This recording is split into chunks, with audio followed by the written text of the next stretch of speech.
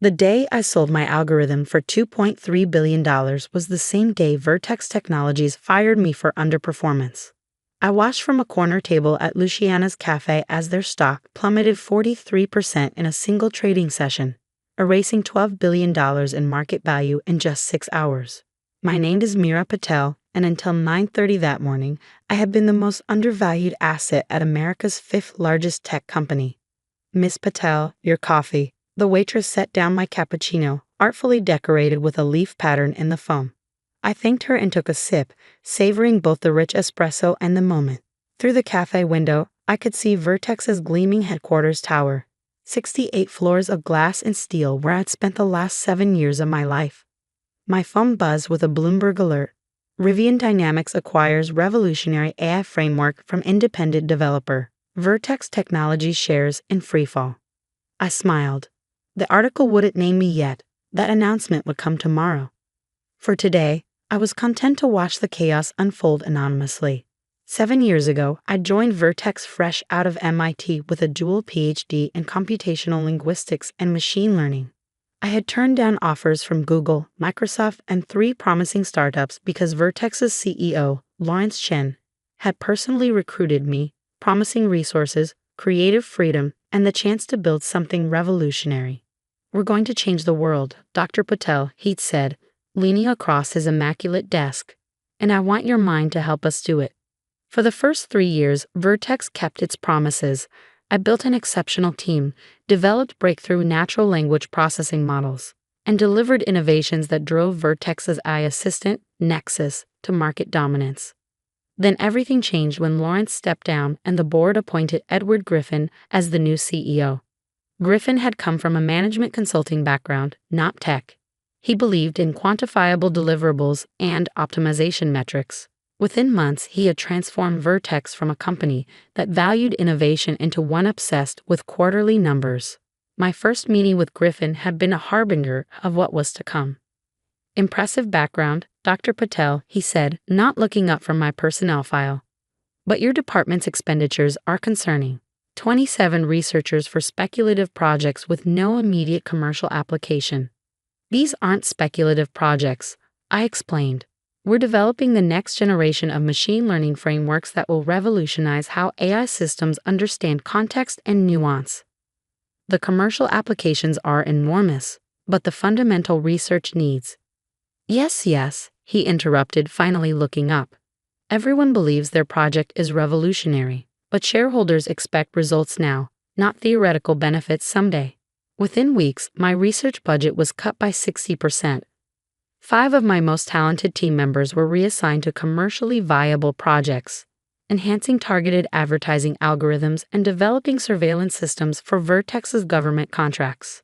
I fought back, securing meetings with board members, presenting data proving the long-term value of our research. For a while, it seemed to work.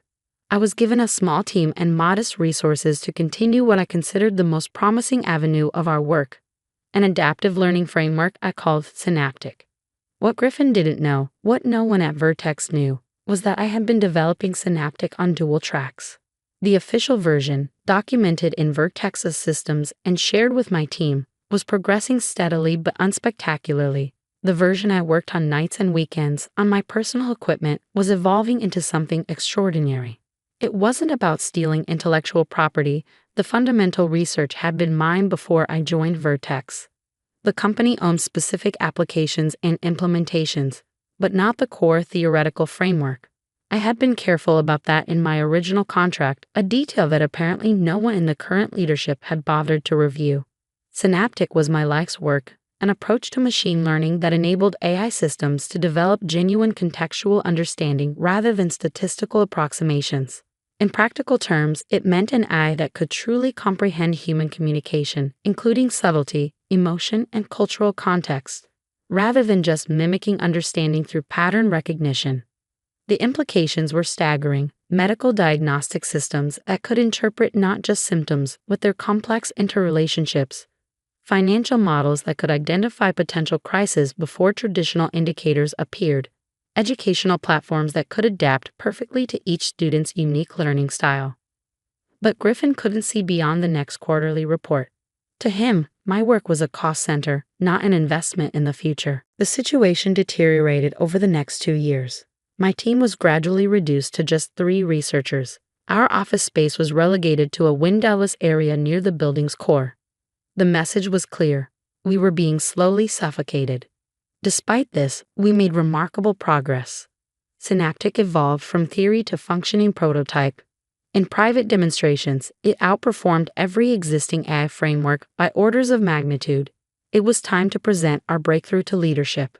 I scheduled a demonstration for Griffin and the executive team, confident that once they saw what we created, they would understand its value. The morning of the presentation, I arrived early to find my keycard deactivated. At reception, I was directed to HR. "I'm afraid we're eliminating your position," Dr. Patel said. Vanessa Myers, the HR director who had recruited me 7 years earlier. She couldn't meet my eyes. "Mr. Griffin has determined that your research division hasn't met performance benchmarks." On her desk sat a termination package, 6 months severance in exchange for signing a comprehensive non-compete agreement and surrendering all claims to intellectual property developed during my employment. "May I at least present our findings to Griffin before this is finalized?" I asked. "We've achieved a breakthrough that will transform Vertex's market position."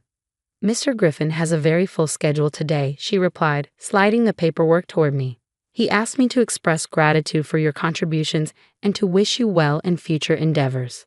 I left the severance package unsigned on her desk, collected my personal belongings under security's watchful eye, and walked out of Vertex Tower for what I thought would be the last time. That night, I contacted Rivian Dynamics, Vertex's most formidable competitor. Its founder, Sophia Rivian, had been trying to recruit me for years. "I want to be absolutely clear," I told her during our midnight meeting at her penthouse office.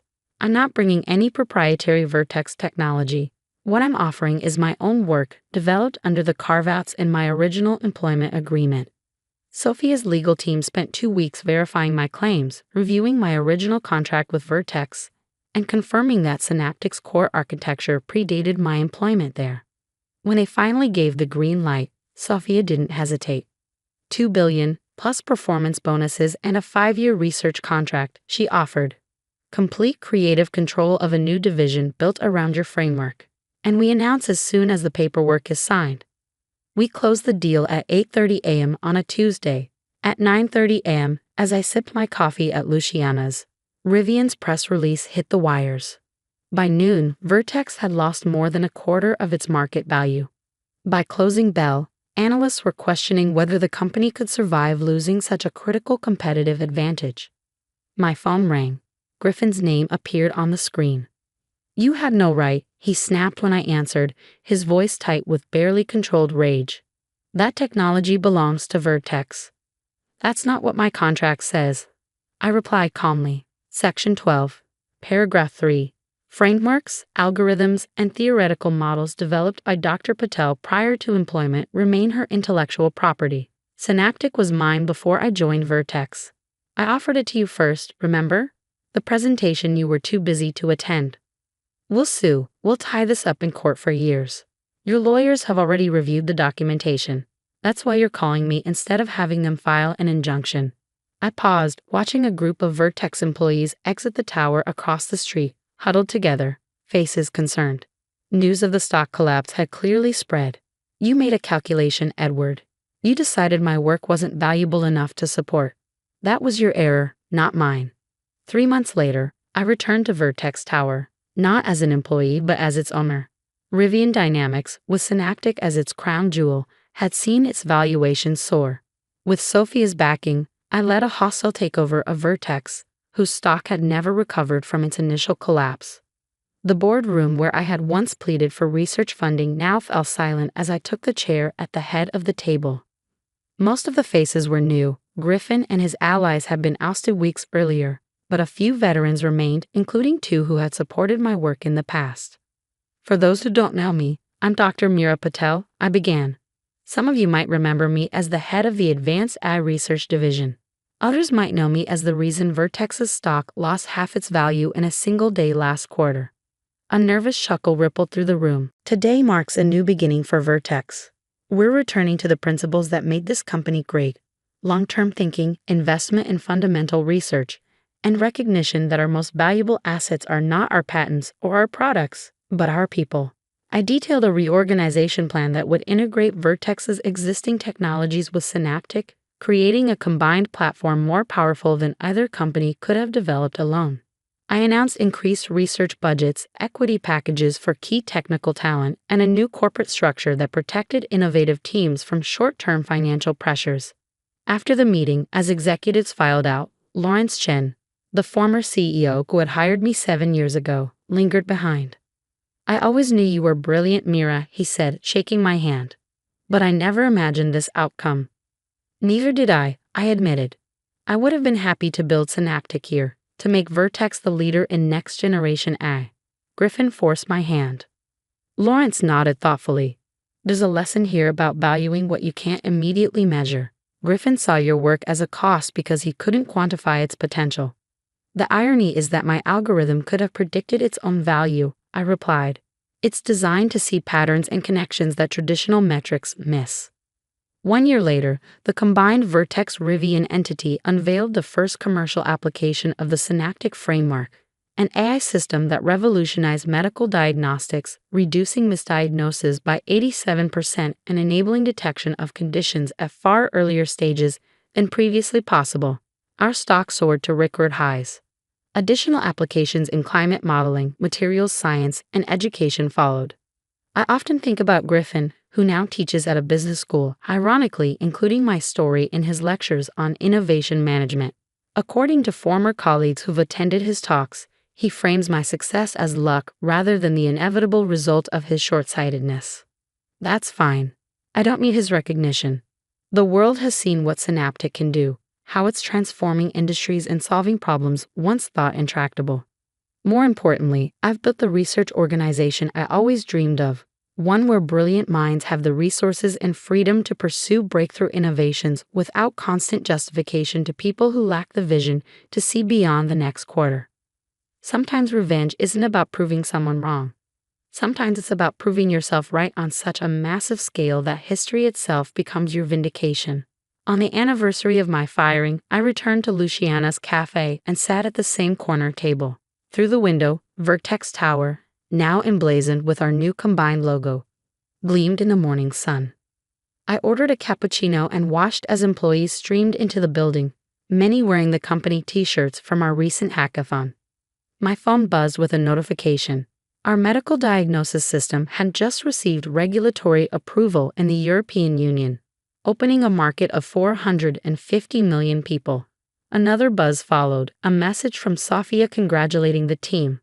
The waitress placed my coffee on the table, the same leaf pattern decorating the phone.